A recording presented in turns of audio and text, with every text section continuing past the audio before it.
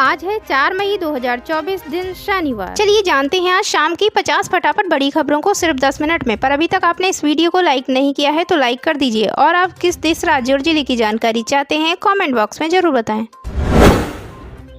गांव चलो अभियान के तहत सपा प्रत्याशी डिंपल यादव ने कुरावली क्षेत्र के आधा दर्जन से अधिक गांव में भ्रमण किया। उन्होंने ग्रामीणों से संवाद करते हुए भाजपा पर हमला बोला है। वैक्सीन को लेकर हो रही बयानबाजी के सवाल पर उन्होंने कहा कि वैक्सीन लगवाकर बहुत बड़ी गलती कर दी। जब तक जांच पूरी न हो तब तक वैक्सीन नहीं लगनी थी। कहीं न कहीं वैक्सीन के चक्कर में दिल का दौरा पड़ने से युवाओं की मृत्यु हो रही है। सरकार इसका मुआवजा दे। बसपा ने जारी की उम्मीदवारों की 11वीं सूची। कैसरगंज से नरेंद्र पांडे को बनाया उम्मीदवार। बता दें, लोकसभा चुनाव 2024 के लिए बहुजन समाज पार्टी ने गुरुवार को अपने प्रत्याशियों की 11वीं लिस्ट जारी कर दी है। बसपा ने 6 उम्मीदवारों के नामों का ऐलान किया है। साथ ही साथ पार्टी ने लखनऊ पूर्वी सीट पर कराए जा रहे उपचुनाव के लिए उम्मीदवार की घोषणा कर दी है। पार्टी ने आलोक कुशवाहा को प्रत्याशी बनाया है। वहीं कैसरगंज लोकसभा सीट से बसपा ने नरेंद्र पांडे को टिकट दिया है। रोहिणी आचार्य के खिलाफ मैदान में उतरी लालू यादव, दिलचस्प हुई लड़ाई। बता दें, सारण लोकसभा सीट से राष्ट्रीय जनता दल के उम्मीदवार रोहिणी आचार्य को उनके पिता लालू प्रसाद यादव से चुनौती मिल रही है। राजद प्रमुख लालू यादव कभी सारण सीट का प्रतिनिधित्व करते थे। इस चुनाव में राजद प्रमुख लालू प्रसाद की बेटी रोहिणी आचार्य अपनी पार्टी के टिकट पर महागठबंधन उम्मीदवार के रूप में सारण सीट से चुनाव मैदान में उतरी है। रोहिणी अपने पिता लालू प्रसाद यादव के नाम पर आचार्य सारण सीट से चुनाव लड़ रही हैं। रिपोर्ट में दावा, इजराइल गाजा में तोड़ सकता है अंतर्राष्ट्रीय कानून। राइटर्स की रिपोर्ट के अनुसार अमेरिका के कई अधिकारियों ने आंतरिक रिपोर्ट में आशंका जताई कि इजराइल गाजा में अंतर्राष्ट्रीय कानून का उल्लंघन कर सकता है। हालांकि यह उल्लंघन किस प्रकार और क्या होगा, इस बारे में कोई स्पष्टता नहीं है, मगर अमेरिकी अधिकारियों के इस दावे ने दुनिया में हलचल जरूर पैदा कर दी है। रिपोर्ट के अनुसार कुछ अमेरिकी अधिकारियों ने आंतरिक ज्ञापन में कहा कि इजराइल गाजा में अंतर्राष्ट्रीय कानून का उल्लंघन कर सकता है। कई वरिष्ठ अमेरिकी अधिकारियों ने विदेश मंत्री एंटनी ब्लिंकन को सलाह दी कि उन्हें इजराइल का यह आश्वासन विश्वसनीय या भरोसेमंद नहीं लगता कि वह अंतर्राष्ट्रीय मानवीय कानून के अनुसार अमेरिका द्वारा आपूर्ति किए गए हथियारों का उपयोग कर रहा है।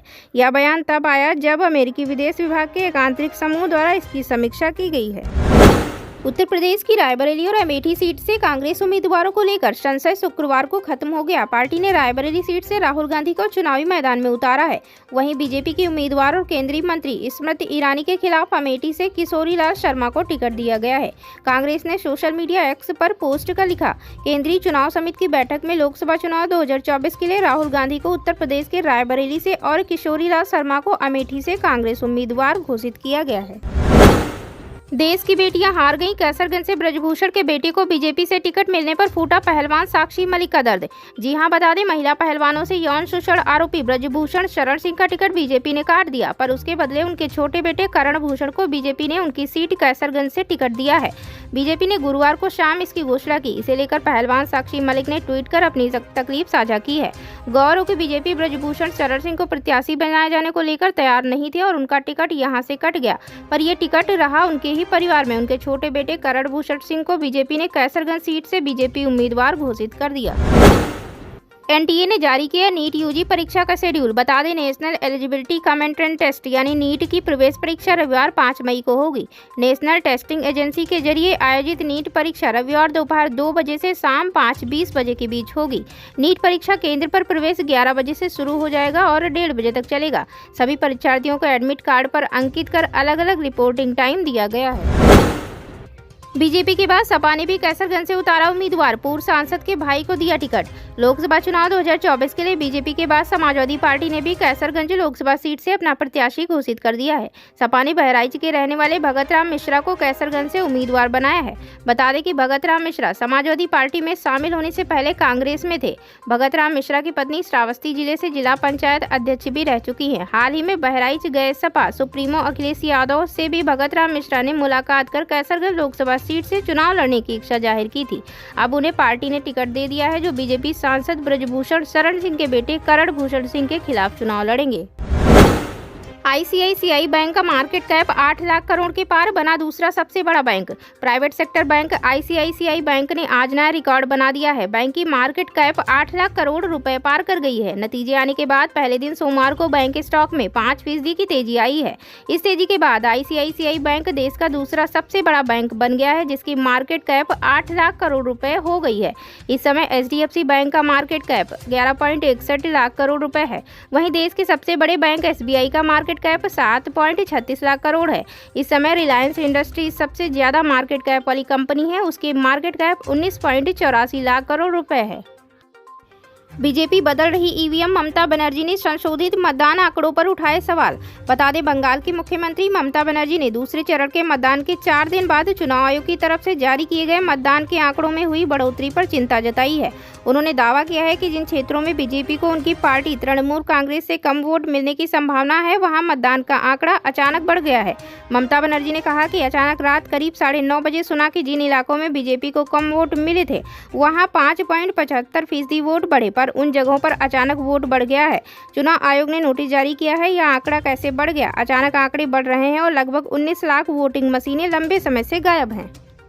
लोकसभा चुनाव 2024 के मद्देनजर 2 चरणों के लिए मतदान किया जा चुका है। 19 अप्रैल और 26 अप्रैल को लोकसभा चुनाव के लिए मतदान किया जा चुका है। इसी बीच अभी मतदान के लिए 5 और 4 चरण बाकी हैं।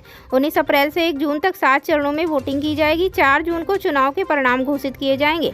बता दें कि तीसरे चरण में 12 राज्यों की 94 सीटों, चौथे चरण में 10 राज्यों की 96 सीटों, 5वें चरण में 8 राज्यों की 49 सीटों, छठे चरण में 7 राज्यों की 57 सीटों और 7वें चरण में 8 राज्यों की 57 सीटों पर वोटिंग की जाएगी। लोकसभा चुनाव 2024 के बीच दिल्ली आम आदमी पार्टी सरकार के मंत्री सौरभ भारद्वाज ने कोविड वैक्सीन को लेकर केंद्र सरकार को घेरते हुए सवाल किया है। सौरभ भारद्वाज ने कहा, केंद्र सरकार कोविड वैक्सीन लगवाने पर जोर देती रही, जबकि ऐसी खबरें लगातार आती रही कि एंटी कोविड वैक्सीन के दुष्प्रभाव हो सकते हैं। उन्होंने कहा, अब जब वैक्सीन बनाने वाली कंपनी ने खुद मान लिया है कि इससे कुछ मामलों में हार्ट अटैक आ सकते हैं, तो अब केंद्र सरकार का क्या प्लान है? सौरभ भारद्वाज ने कहा, 2021 में एक रिपोर्ट आई जिसमें यह बताया गया था कि कोविशील्ड के दुष्प्रभाव हो सकते हैं। इसके बाद यूरोप के कई देशों ने इसके इस्तेमाल पर रोक लगा दी थी। इसके बावजूद कोविशील्ड वैक्सीन लगवाने के लिए हमारे देश की सरकार कैंप लगा रही थी। आप सरकार के मंत्री ने कहा, जिन लोगों ने एंटी कोरोना वायरस शॉट नहीं लगवाया उन्हें भारत सरकार ने एक जगह से दूसरी जगह जाने की इजाजत नहीं दी। इन 10 राज्यों में हीट वेव, कई इलाकों में आंधी, बारिश और ओले ढाएंगे कहर। बता दें, पूरे देश में मौसम में भारी उतार चढ़ाव देखने को मिलने की उम्मीद है। भारत मौसम विज्ञान विभाग के मुताबिक देश के उत्तर और नॉर्थ ईस्ट के कई राज्यों में आंधी बारिश का प्रकोप देखने को मिल सकता है।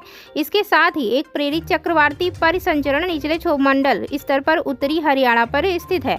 उनके असर से हिमाचल प्रदेश, पंजाब, हरियाणा, चंडीगढ़ और मध्य प्रदेश में अलग अलग जगहों पर बिजली चमकने के साथ आंधी, तेज हवाएं और ओले गिरने की संभावना है। वहीं विदर्भ, छत्तीसगढ़, असम, मेघालय, नागालैंड, मणिपुर, मिजोरम और त्रिपुरा में अलग अलग जगहों पर बिजली गिरने के साथ तेज हवाएं चल सकती हैं, जबकि उत्तराखंड में अलग अलग जगहों पर बिजली गिरने, तेज हवाओं के साथ ओले गिरने की आशंका है। मुंबई की 2 सीटों पर उद्धव बनाम शिंदे होगा मुकाबला। बता दें, मुख्यमंत्री एकनाथ शिंदे के नेतृत्व वाली शिवसेना ने मुंबई की 2 लोकसभा सीटों के लिए अपने उम्मीदवारों के नाम की घोषणा कर दी है। इनमें उत्तर पश्चिम मुंबई से रविंद्र वायकर और दक्षिण मुंबई से यामिनी जाधव को उम्मीदवारी दी गई है। इन दोनों सीटों पर शिंदे की शिवसेना के उम्मीदवार घोषित होने के बाद यह तय हो गया है कि इन दोनों ही सीटों पर मुकाबला उद्धव की शिवसेना बनाम शिंदे की शिवसेना होगा। इतने दिनों से इन दोनों सीटों को लेकर यह सस्पेंस बना हुआ था कि ये सीटें शिंदे की शिवसेना को मिलेंगी या फिर बीजेपी इन पर अपना उम्मीदवार उतारेगी, क्योंकि दोनों सीटों पर बीजेपी भी अपना दावा कर रही थी। आखिरकार मुख्यमंत्री शिंदे भाजपा के दबाव में नहीं आए और उन्होंने दोनों ही सीटों पर अपने उम्मीदवार उतारकर सस्पेंस को खत्म कर दिया है। अपनी उम्मीदवारी पर यामिनी ने कहा कि निश्चित ही वह मुख्यमंत्री शिंदे और प्रधानमंत्री नरेंद्र मोदी की उम्मीदों पर खरी उतरेंगी। वहीं वायकर ने कहा कि मैं जीत कर आऊंगा, मैंने क्षेत्र में काम किया है और सभी शिव सैनिक मेरे साथ खड़े हैं। उम्मीदवार घोषित करने के बाद शिंदे सेना के राष्ट्रीय प्रवक्ता सुशील व्यास का कहना है कि हमारे मुख्यमंत्री ने सभी मजबूत उम्मीदवार उतारे हैं और सभी सीटें जीत कर आएंगे। कांग्रेस ने उत्तर मुंबई से भूषण पाटिल को उम्मीदवार बनाया है। चावल, मसालों और डेयरी सहित अन्य उत्पादों की भी होगी जाँच। फलों, सब्जियों और मछलियों के लिए भी जाएंगे सैंपल। बता दें, MDH और एवरेस्ट मसालों के मामले सामने आने के बाद खाद्य नियामक FSSAI ने घरेलू उपचार में बेचे जाने वाले फोर्टिफाइड चावल, डेयरी उत्पादों, मसालों जैसे अन्य खाद्य पदार्थों की जांच शुरू करने की योजना बनाई है। फल व सब्जियों, मछली उत्पादों में साल्मोनेला जैसे खाद्य पदार्थों की भी निगरानी की जा सकती है। सूत्रों के मुताबिक भारतीय खाद्य सुरक्षा और मानक प्राधिकरण मसाला, जड़ी बूटियां, दूध और दूध से बने उत्पादों को भी जांच के दायरे में लाएगा। सिंगापुर और हांगकांग की गुणवत्ता संबंधी चिंताओं को देखते हुए FSSAI पहले से ही MDH और एवरेस्ट सहित सभी ब्रांडों के मसालों के नमूने ले रहा है। सभी मसालों के नमूने इसलिए लिए जा रहे हैं ताकि यह जांच की जा सके कि एफएसएसआई मानदंडों को पूरा करते हैं या नहीं। पिछले हफ्ते एफएसएसआई ने कहा कि वह नेस्ले के सेरेलक के नमूने एकत्र करने की प्रक्रिया में है। दावा किया कि कंपनी उत्पाद में ज्यादा चीनी का प्रयोग कर रही है। पिछले कुछ वर्षों में विश्लेषण के लिए किए गए नमूनों की संख्या 2020-21 में 1,07,829 से बढ़कर 2023-24 में 4,51,000